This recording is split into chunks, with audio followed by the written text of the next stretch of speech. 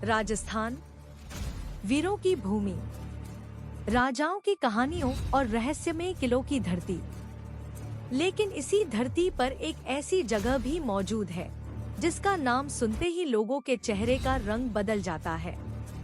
अरावली की सूखी पहाड़ियों के बीच घने पेड़ों और वीरान रास्तों से घिरा हुआ है भानगढ़ फोर्ट। एक ऐसा किला जिसके बारे में कहा जाता है कि यहाँ सिर्फ खंडहर नहीं बसते, बल्कि सदियों पुरानी आत्माएं आज भी भटकती हैं। दिन के समय यहाँ आने वाले पर्यटक इसे एक ऐतिहासिक स्थल मानते हैं। बच्चे फोटो खिंचवाते हैं, लोग महलों की टूटी दीवारों को देखते हैं और दूर से यह जगह किसी सामान्य पुराने किले जैसी ही लगती है। लेकिन जैसे जैसे शाम करीब आती है, यहाँ का माहौल धीरे धीरे बदलने लगता है। हवा अचानक ठंडी और भारी हो जाती है, पेड़ों की शाखाएं अजीब तरीके से हिलने लगती हैं और पूरे इलाके में एक अजीब सी खामोशी फैल जाती है। ऐसा लगता है जैसे यह किला किसी अनदेखी शक्ति के जागने का इंतजार कर रहा हो। यही कारण है कि भारतीय पुरातत्व विभाग ने इस जगह पर साफ शब्दों में चेतावनी लिख रखी है कि सूर्यास्त के बाद यहाँ रुकना सख्त मना है। लेकिन आखिर क्यों? क्या यह सिर्फ लोगों को डराने के लिए बनाई गई कहानी है, या सच में इस किले में कुछ ऐसा छिपा है जिसे आज तक कोई समझ नहीं पाया? भानगढ़ की कहानी सिर्फ एक डरावनी कहानी नहीं, बल्कि प्यार, विश्वासघात, तंत्र मंत्र और श्राप की ऐसी दास्तान है जिसने एक पूरे नगर को हमेशा के लिए खत्म कर दिया। 16वीं शताब्दी में आमेर के राजा भगवंत दास ने अपने छोटे बेटे माधो सिंह के लिए इस नगर को बसाया था। उस समय भानगढ़ राजस्थान के सबसे सुंदर और समृद्ध नगरों में गिना जाता था। यहाँ विशाल बाजार थे, शानदार महल थे, ऊंचे मंदिर थे और चारों तरफ खुशहाली थी। दूर दूर से व्यापारी यहाँ व्यापार करने आते थे। सुबह होते ही बाजारों में चहल पहल शुरू हो जाती थी।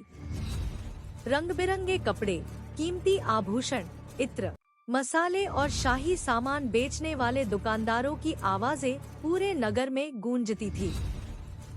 महलों में हर रात संगीत और नृत्य की महफिलें सजती थी।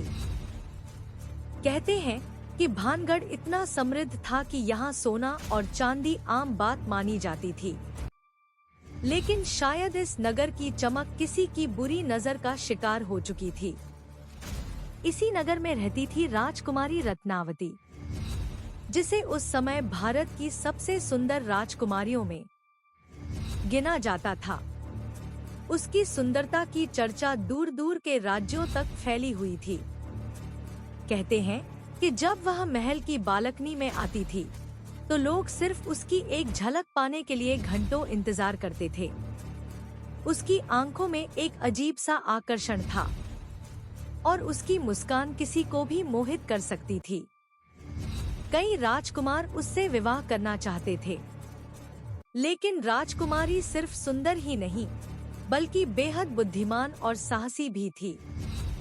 वह किसी के सामने आसानी से झुकने वाली नहीं थी। उसी समय भानगढ़ के आसपास के जंगलों में एक तांत्रिक रहता था जिसका नाम था सिंघिया। लोग कहते थे कि वह काले जादू में इतना शक्तिशाली था कि वह आत्माओं को भी अपने आदेश पर चला सकता था। गांव वाले उससे डरते थे। कोई उसकी आंखों में आंखें डालकर बात करने की हिम्मत नहीं करता था। कहते हैं कि वह रात के अंधेरे में श्मशान घाटों में तंत्र साधना करता था। धीरे धीरे उसकी नजर राजकुमारी रत्नावती पर पड़ी और वह उसकी सुंदरता का दीवाना हो गया। लेकिन वह जानता था कि एक तांत्रिक कभी राजकुमारी को हासिल नहीं कर सकता। यही सोच धीरे धीरे उसके अंदर जुनून बन गई और फिर जुनून पागलपन में बदल गया। एक दिन राजकुमारी की दासी बाजार में इत्र खरीदने आई। तांत्रिक सिंघिया पहले से वहां मौजूद था। उसने मौका देखकर उस इत्र पर काला जादू कर दिया।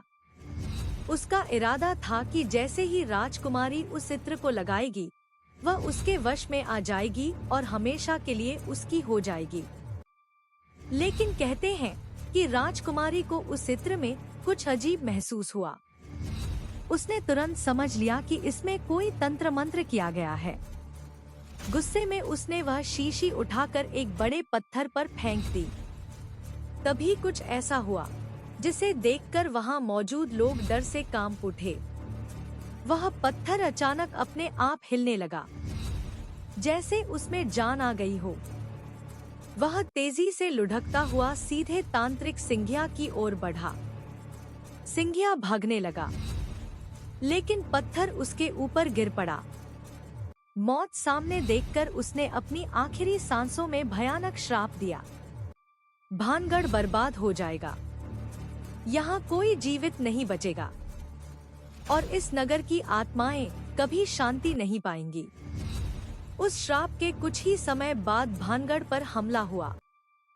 कुछ इतिहासकार कहते हैं कि यह हमला पड़ोसी राज्य की सेना ने किया था।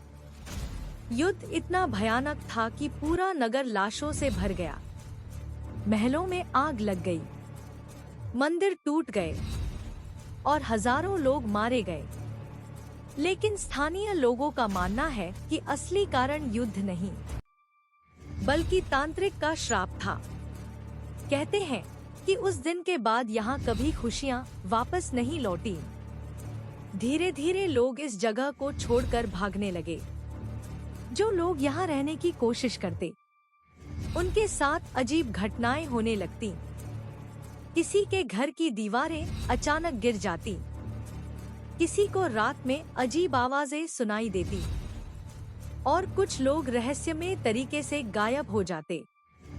समय बीतता गया और भानगढ़ धीरे धीरे खंडहर में बदल गया।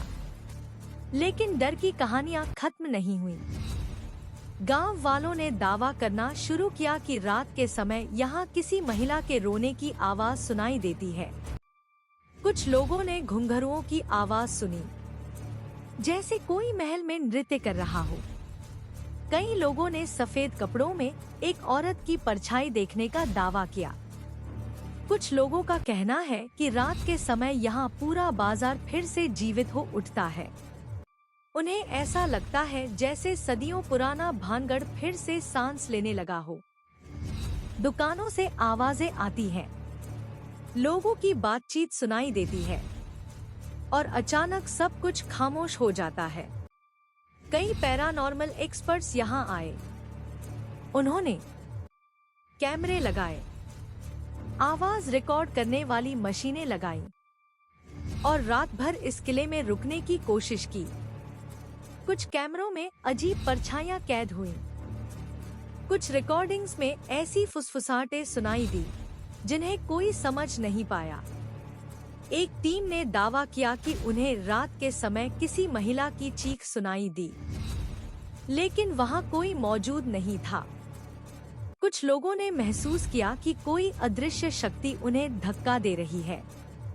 कई लोगों को अचानक घबराहट होने लगी, जैसे कोई उन्हें वहां से भागने के लिए मजबूर कर रहा हो। सबसे अजीब बात यह है कि यहाँ आने वाले ज्यादातर लोग एक जैसी बातें बताते हैं।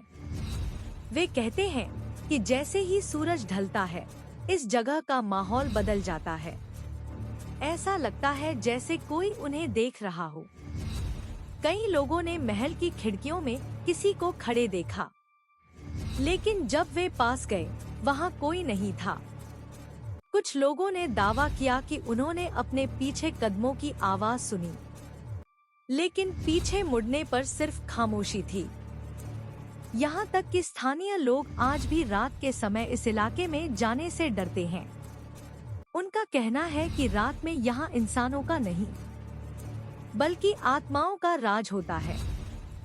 कुछ इतिहासकार इन कहानियों को सिर्फ अंधविश्वास मानते हैं। उनका कहना है कि भानगढ़ पानी की कमी और युद्ध के कारण उजड़ा था। लेकिन सवाल आज भी वही है, अगर यह सिर्फ एक सामान्य खंडहर है, तो फिर यहाँ इतनी अजीब घटनाएं क्यों होती हैं? क्यों लोग यहाँ एक अजीब ऊर्जा महसूस करते हैं? क्यों जानवर भी रात में इस इलाके में आने से बचते हैं? और आखिर क्यों सरकार ने यहाँ सूर्यास्त के बाद रुकने पर प्रतिबंध लगाया हुआ है? शायद इसका जवाब आज भी इन टूटती दीवारों, वीरान महलों और सूनी गलियों में छिपा है। भानगढ़ फोर्ट आज भी उसी तरह खामोश खड़ा है, जैसे सदियों से किसी का इंतजार कर रहा हो। इंतजार उस इंसान का जो इसकी सच्चाई जानने की हिम्मत करेगा। लेकिन शायद कुछ रहस्य ऐसे होते हैं जिन्हें जानना इंसान के लिए नहीं बना, क्योंकि भानगढ़ सिर्फ एक किला नहीं, बल्कि एक ऐसा डर है जो आज भी जिंदा है।